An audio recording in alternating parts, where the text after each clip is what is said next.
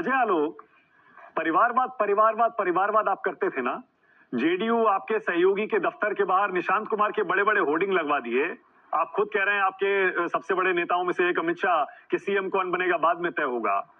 ये परिवारवाद नहीं है निशांत। नमस्कार दोस्तों, आप देख रहे हैं एचडी क्रिकेट धमाल न्यूज नेटवर्क और मैं हूं माखनलाल बैगा। तो दोस्तों, इस डिबेट में मानक गुप्ता ने बीजेपी प्रवक्ता की हिगड़ी निकाल दी और माफ़ी आखिर मंगवा ही लिया, क्योंकि अजय आलोक ने कुछ खरगे साहब राहुल गांधी जी का कुछ पारिवारिक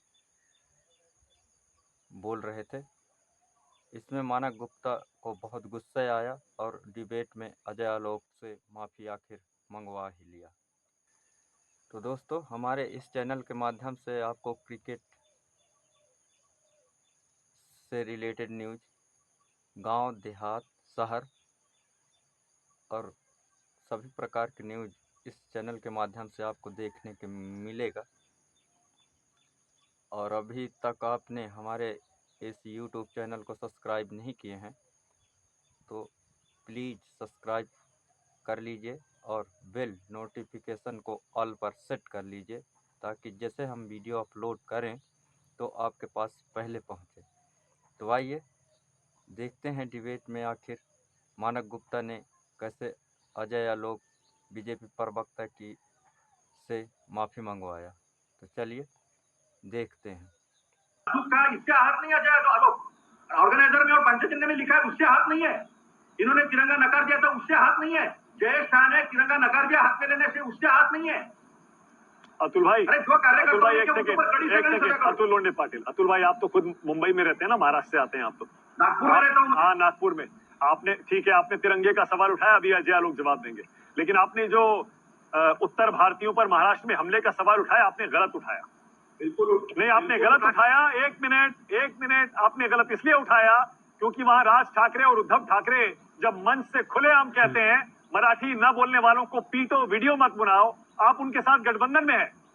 अतुल लोंडे पाटिल, वीडियो में बने नहीं, अभी आपकी गलत फहमी है। ये राज ठाकरे पर सबसे ज्यादा गुना अगर किसने दाखिल किए ना तो कांग्रेस पार्टी ने किए हैं। इनकी पार्टी सत्ता में है, कितने गुना दाखिल किए हमको बताएं। इनकी पार्टी सत्ता में है महाराष्ट्र में, और हमने हर वक्त भारतीयता को महत्व दिया है।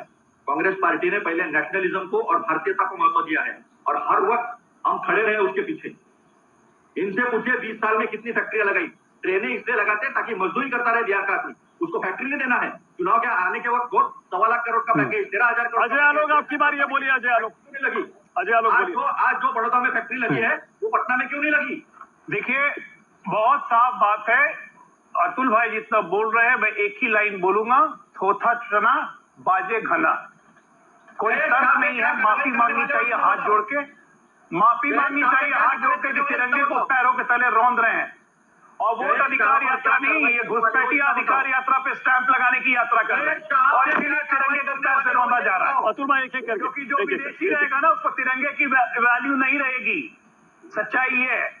और इसीलिए इनकी खुद की अध्यक्षा ने 1968 में शादी के बाद 1983 लग गए, 15 साल लग गए भारत की नागरिकता लेने में इनकी अध्यक्षा को, पूर्व अध्यक्षा को। मुझे बताने की ज्यादा जरूरत नहीं है। माफी मांगनी चाहिए इस अपमान के लिए। और प्रियंका गांधी किस मुंह से बिहार आई हैं? किस मुंह से आई? जो तुम्हारे चन्नी के साथ स्टेज पे खड़ी होकर ताली पीटेंगी कि बिहारियों को घुसने नहीं देंगे पंजाब में? अतुल भाई, पंजाब क्या किसी के बाप का है कि बिहारियों को घुसने नहीं देंगे? सारे हिंदुस्तानियों का हिंदुस्तान है। हिंदुस्तान का संविधान सबको, ना, किसी के बाप का पंजाब है, किसी के बाप का महाराष्ट्र है, नहीं कि कोई घुसने नहीं देगा। तो तुम्हारे साथ तो बिहारियों का डीएनए से बेहतर आंध्र का डीएनए है, ये कहने वाले रेवंत रेड्डी के मुंह से बोल रहे हैं। तुम्हें और तेजस्वी यादव इनवाइट कर रहे हैं, शाबाश। तो जाके बैठते हो और जाके जवाब दीजिएगा भी। तुम एक मिनट, कोई मुद्दा तो चला नहीं।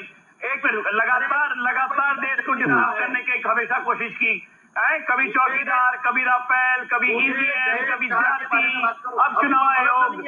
अरे सब मुद्दे फ्लॉप हो गए। अच्छा, एक सेकंड, अब एक सेकंड रुकिए, अब एक सेकंड रुकिए जरा, 1 मिनट। अजय आलोक, परिवारवाद आप करते थे ना। जेडीयू आपके सहयोगी के दफ्तर के बाहर निशांत कुमार के बड़े बड़े होर्डिंग लगवा दिए। आप खुद कह रहे हैं आपके सबसे बड़े नेताओं में से एक अमित शाह कि सीएम कौन बनेगा बाद में तय होगा। ये परिवारवाद नहीं है। निशांत कुमार को ला रहे हैं चुनाव से ठीक पहले राजनीति में, उसको वारिस बता रहे हैं निशांत कुमार जी को अपना। एक बात सुनिए, सबसे पहली बात कि जेडीयू की तरफ से कहने के लिए मैं नहीं हूं, जेडीयू के प्रवक्ता होंगे, जेडीयू की पार्टी के लोग बोलेंगे। हाँ। परिवारवाद पे हमारा स्टैंड बहुत स्पष्ट है, इसमें कोई इफ एंड बट नहीं है। नीतीश कुमार के सीएम बनने की जहां तक बात है, 2 दिन पहले प्रधानमंत्री अभी बेगूसराय हो क्या है, अब प्रधानमंत्री का भाषण सुन लीजिए, उसके बाद भी अगर कंफ्यूजन रहता है तो मुझसे सवाल पूछिए, तो बता दीजिए, कह दीजिए फिर से कितनी आप कह दीजिए फिर नीतीश जी सीएम बनेंगे, कह दीजिए चलिए। अरे मैं अभी बोला, अभी हमारे यहाँ सीएम पद की वैकेंसी नहीं है। हाँ। नीतीश जी सीएम है, सीएम थे, सीएम रहेंगे, उफ एंड बट कहां है मेरा? ओके। ये तो कांग्रेसियों से पूछिए ना कि प्रेस कॉन्फ्रेंस में राहुल गांधी से पूछा जाता है कि तेजस्वी यादव महागठबंधन के चेहरा के उम्मीदवार है, तो चेहरा ही भूल जाते हैं। राहुल गांधी को सेलेक्टिव एमनेशिया हो जाता है एज यूजुअल। आई होप कि सेलेक्टिव एमनेशिया समझ जाए। मतलब अपने किसी सहयोगी के परिवारवाद पर, अपने किसी सहयोगी के परिवारवाद पर आप नहीं बोलेंगे, एलजेपीआर के परिवारवाद पर नहीं बोलेंगे, जेडीयू के परिवारवाद पर नहीं बोलेंगे। परिवारवाद तो रहा ही नहीं। अरे अरे अरे अरे मानक यहाँ पे थोड़ी गलती कर दी, टेक्निकली करेक्ट करता हूँ। एलजेपीआर में परिवारवाद अब नहीं है, इसे क्योंकि चिराग पासवान की जो रामविलास पासवान दम पे पार्टी खड़ी की, एलजेपीआर नाम किसके नाम पर खड़ी की? तो जिंदा भी नहीं थे। किसके नाम पर खड़ी की? 5 सांसद जीते, किसके नाम पर खड़ी की? तो अब चिराग पे परिवारवाद का ठप्पा कैसे लगाएंगे? अरे किसके नाम पर खड़ी की पार्टी? चिराग पे कैसे लगाएंगे परिवारवाद? चिराग ने किसके नाम पर पार्टी खड़ी की बताइए ना। भैया अपने पिता के नाम पे खड़ी, तो परिवारवाद हुआ या नहीं हुआ? विरासत में नहीं ली। कमाल है, बताइए। अकेले चुनाव लड़े, अकेले दम पे चुनाव लड़े। अरे सारे चुनाव सारे लड़ रहे हैं अजय। अगर आपकी बात मान लूं, 1 मिनट 1 सेकेंड 1 मिनट, अगर मैं आपकी बात मान लूं, टूट गई। आपकी बात मान लेता हूं, अगर जनता वोट दे देती है तो परिवारवाद का मुद्दा खत्म हो जाता है, आप ये कह रहे हैं, तो ठीक है, फिर तो सबसे हट गया ये तमगा, ये दाग सबके हट जाएंगे फिर तो। एक लाइन में कह रहा हूं, मेरी बात समझिए। मैं 1 मिनट, जनता का वोट देना, 1 मिनट, जनता का वोट देना, परिवारवाद का कल्चर डिफरेंट है। परिवारवाद का मतलब ये हुआ कि आरजेडी का आज से 40 साल बाद अध्यक्ष कौन होगा, तो वो तेजस्वी पुत्र होगा जो भी पैदा हुआ है। कांग्रेस का अगला अध्यक्ष और कांग्रेस का सर्वे जिस तरह भी राहुल गांधी जी हैं, अगला कौन होगा? या तो प्रियंका। जेडीयू का कौन होगा बताइए? शादी बच्चे होगा, जेडीयू का कौन होगा बताइए? एलजेपीआर का कौन होगा बताइए? भाई जेडीयू का कौन होगा मुझसे क्यों पूछ रहे हैं? बताइए। जेडीयू का कौन होगा मुझसे क्यों पूछ रहे हैं? जेडीयू से पूछिए। अरे कमाल है, उन्होंने तो बता दिया। कौन होगा मुझे नहीं पता। वही तो कह रहा हूं, उन्होंने बता दिया। रामविलास पासवान के बाद चिराग पासवान, नीतीश कुमार के बाद निशांत कुमार, उन्होंने बता दिया। भाई नीतीश कुमार के बाद निशांत कुमार होंगे, ये जेडीयू का निर्णय है, बीजेपी को क्या करना है? कमाल है, बताइए। जो सवाल बीजेपी से दाग रहे हैं आप। अरे कमाल ये है। कह रहे हैं, एक लाइन की बात है, अगला राष्ट्रीय अध्यक्ष कौन होगा ये पहले से पता है।